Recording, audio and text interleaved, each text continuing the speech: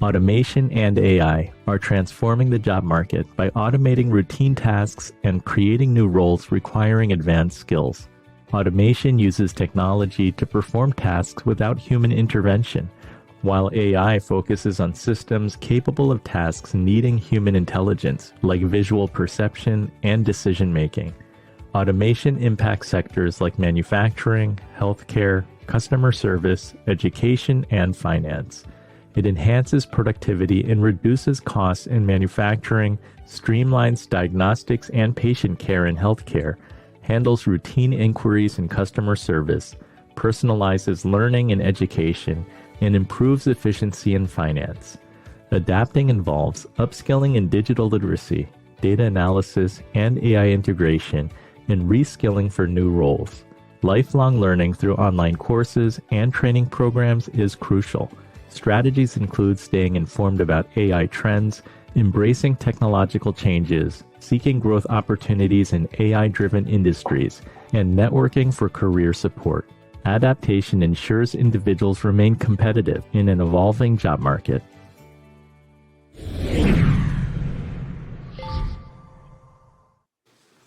All right, so AI. We're definitely talking about AI.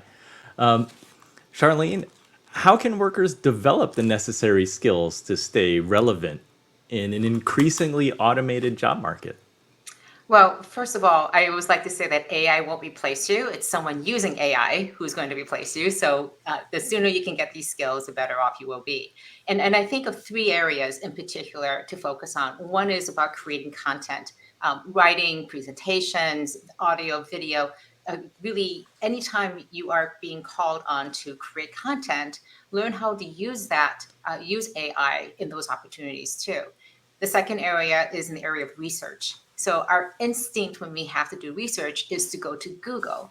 And AI, I would encourage people to open up a second tab right next to Google, or even open up a third tab with AI-driven search like Perplexity, and start using that to gauge your research. And the third most powerful area is to use it as a thought partner, to be able to create content or an idea, a plan, and give it to the AI and then have a conversation. I don't think of it as prompt engineering. I think it is a prompt conversation with the AI. And you're asking it, like, what do you think are the strengths and weaknesses of this argument? Give me suggestions. How can I improve? I do it with my writing all the time, and it is a fantastic editor and thought partner. And it's again, a new way of working. And knowing that AI is going to automate you, how do you insert yourself into all the different ways that you do work today to make sure you're harnessing that power? Tara, what regulatory and legal challenges does AI present to businesses using it? A lot. So, you got to be careful, right? It's something that is relatively new in law. We tend to move a little bit slow. And so there is not really a lot of legislation that's responding appropriately to the adoption or use of AI.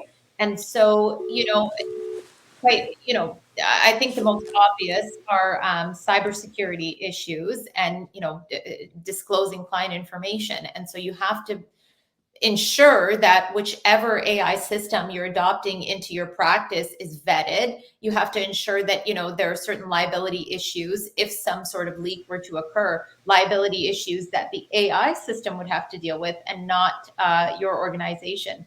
And so unfortunately, the law really hasn't done much yet to specify what the requirements are. And there is not enough case law yet to address what, who is liable in a situation where there is some sort of breach. And so it's really just about completing your due diligence and ensuring that the system is vetted, and really ensuring that you are sort of, crossing your T's and dotting your I's when it comes to protecting your client information or your corporation information.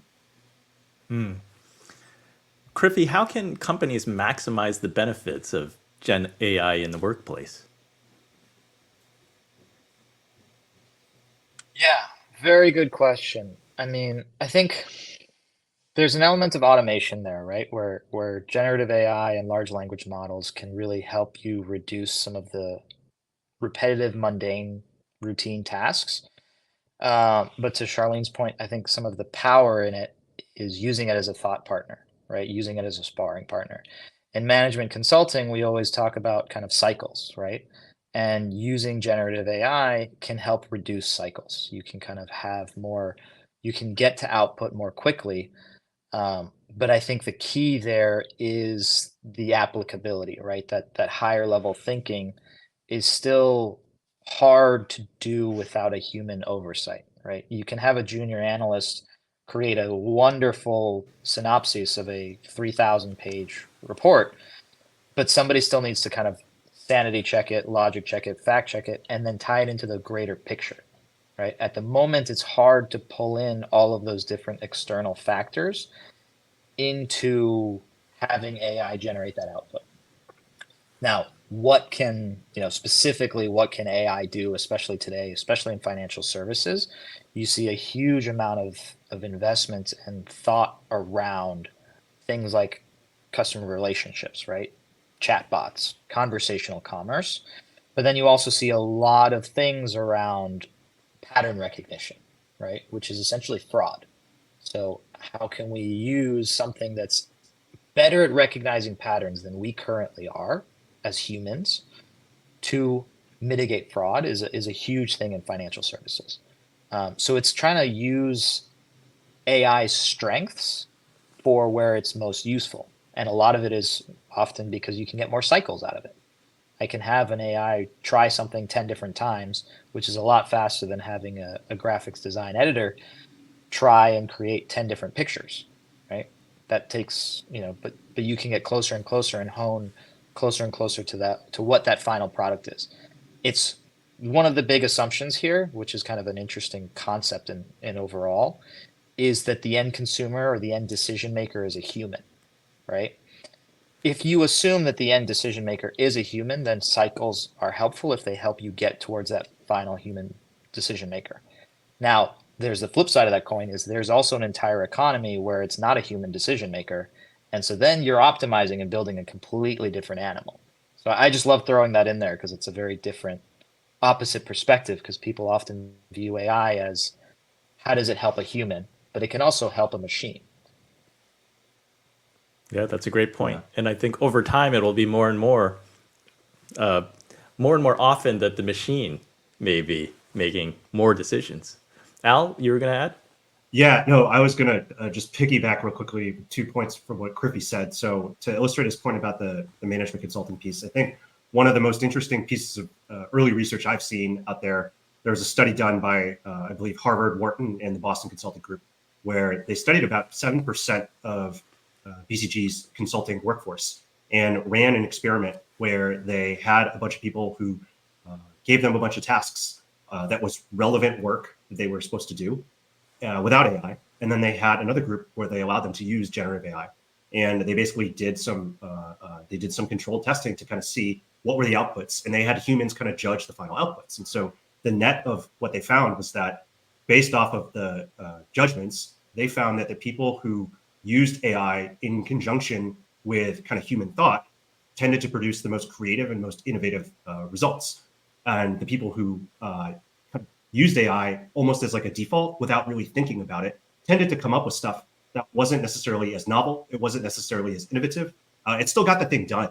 But the net of it was, I think, to what I think Krikey was kind of saying, is that humans plus AI can lead to a lot of really interesting, novel, and unique kind of outputs. And so, in many ways, it really is a really good example of how AI in many cases can augment the work that we're doing. And then the second point I would just add is that agree with what everyone had kind of said about how what AI can do to kind of make our work better. But I think another conversation I would love to see happening and where I could see a lot of really great opportunity is even before thinking about AI, of asking the question, what is the actual work that needs to get done? I think it was Peter Drucker, the management thinker, who once said, there's nothing as useless as doing something efficiently that shouldn't be done at all. And if we just continue to use technology and tools to do things better, faster, and cheaper, but are not asking ourselves, well, what is the work that needs to be done in the first place? I think that's just a race to the bottom and maybe not optimizing, the best work that we could be doing. And so I think a really good part of the conversation I would love to see us kind of go into is really giving a chance to ask ourselves, what is the actual work that needs to be done? And then we can start to say, okay, once we get that, who can then do it? Can it be a human? Can it be a machine? Can it be in tandem, et cetera? Yeah, I'm hearing that AI is certainly a tool, and it's important to be using the tool correctly to get the most out of it. Let's move to segment 4.